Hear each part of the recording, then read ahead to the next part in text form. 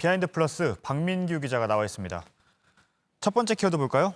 네, 출석. 세비는 출석 순위 아니잖아요. 네, 출석 안 하는 국회의원들 얘기죠? 네, 특히 300명 국회의원 가운데 상위 1%, 그러니까 3명의 의원들 얘기로 시작을 하겠습니다. 8선의 서청원 의원, 그리고 조원진, 한선교 이렇게 3명의 의원입니다. 모레 20대 의원 임기가 끝나는데 그동안 본회의 무단 결석률이 보시는 것처럼 38.1%로 나타났습니다. 임기 내내 160번 본회의 가운데 61번 무단 결석해서 공동 1위를 차지한 걸로 나타났습니다. 시민단체 참여연대의 분석에 따른 겁니다. 예. 결석률 1등이면은 출석률 꼴등 얘기죠, 지금? 그렇습니다. 출석률은 뒤에서 1등이 됐는데 사실 네. 이게 새로운 얘기도 아닙니다. 2년 전 상황을 잠깐 준비했습니다. 서청원 의원의 경우가 이제 제일 참석을 안 한 건가요? 절반이 안 되는 상황이네요. 예, 그렇습니다. 출석률은 43%였는데요. 네, 이때도 앞서 말씀드린 서청원, 조원진 그리고 한선교 3명의 의원 출석률은 5손가락 안에 들었습니다. 뒤에서 5손가락 안에 들었습니다. 2년 지나서 임기 마칠 때까지 이 순위에 큰 변동은 없었던 겁니다. 예. 일부러 과거 비하인드 뉴스 영상을 고른 겁니까? 그렇습니다. 예. 왜요? 이때 2년 전에 소개를 해드렸는데 예. 사실 비하인드 뉴스에서뿐만 아니라 여러 언론에서 그리고 시민단체에서 문제 제기가 많았습니다. 알겠습니다. 그동안 달라지지 않은 모습을 소개해드리기 위해서 준비를 했습니다. 알겠습니다. 제대로 된 답은 아니었던 것 같은데요. 그런데 결석과 무단 결석은 뭐가 다릅니까? 이게 국회법을 가지고 규정을 한 겁니다. 결석을 원래 하려면요. 보시는 것처럼 청가서 제출해서 허가를 받거나 정당한 사유, 출장 같은 사유로 결석 신고서를 제출을 해야 합니다. 예. 이렇게 안 한 경우에 무단 결석으로 역시 시민단체가 분류를 해놓은 겁니다. 예. 참석을 안 해도 세비는 똑같이 받는 거잖아요. 그렇습니다. 본회의에 개근한 의원도 물론 있습니다. 문희상 의장을 비롯해서 20대에서는 모두 40명인데요. 연봉 1억 5천만 원 정도는 모두가 똑같이 받습니다. 이 때문에 21대부터는 본회의나 상임위 회의에 이유 없이 빠지면 세비를 깎자라는 공약도 민주당이 내건 바 있습니다.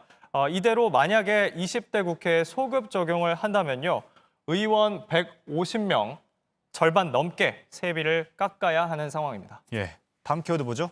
네, 바보 같은 짓. 예.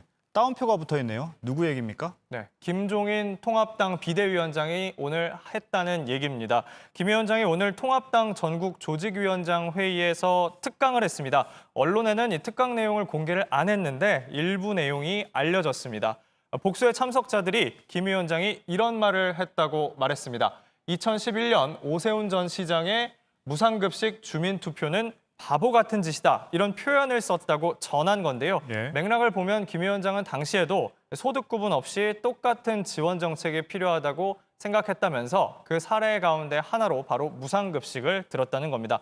그런데 바로 그 자리에 당사자인 오세훈 전 서울시장도 있었습니다. 지난 총선 출마자들이 참여하는 자리였기 때문입니다. 예. 앞에 두고 이런 얘기를 한 거네요. 그렇습니다. 면전에서 이런 얘기를 들은 오 전 시장에게 혹시 어떤 얘기였냐, 기분이 어땠느냐 직접 전화해서 물어봤는데 대답이 좀 예상 밖이었습니다. 직접 들어보시죠. 예. 바보 같다?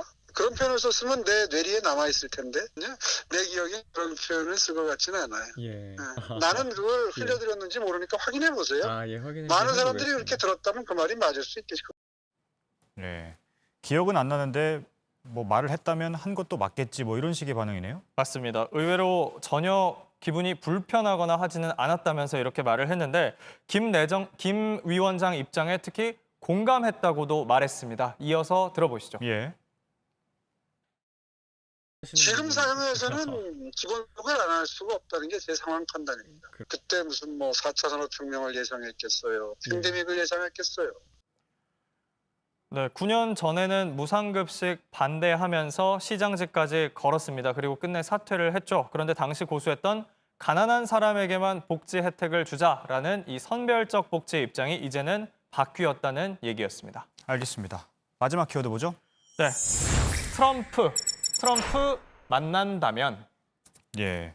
누가 만난다면입니까? 네, 일본의 아베 신조 총리입니다. 만약에 트럼프를 만난다면 이런 얘기인데 다음 달 미국에서 G7 정상회의가 열린다면 참석하고 싶다는 입장을 밝혔다고 합니다. 현지 매체들은 이 소식 전하면서 귀국 후 2주 격리 조치를 예외 없이 적용할 방침이다라고도 보도했습니다. 2주간 격리를 감수하고도 만나러 가겠다 이 얘기입니까? 네, 트럼프 대통령이 부른다면 그렇게 예. 하겠다는 건데 일단 일본 정부는 공식적으로는 2주 격리 여부에 대해서 가정에 대한 답은 할 수 없다라면서 확답은 피하고 있는 상황이라고 합니다. 코로나에 대한 소극적인 대처 그리고 각종 논란 때문에 요새 아베 총리 지지율이 많이 떨어졌고요. 특히 2012년 재집권 이후에 가장 낮은 수준을 기록하고 있습니다. 그러다 보니 외교, 특히 미국과의 외교를 통해서 어떤 돌파구를 찾을 거다 이런 관측에 힘이 실리는 겁니다.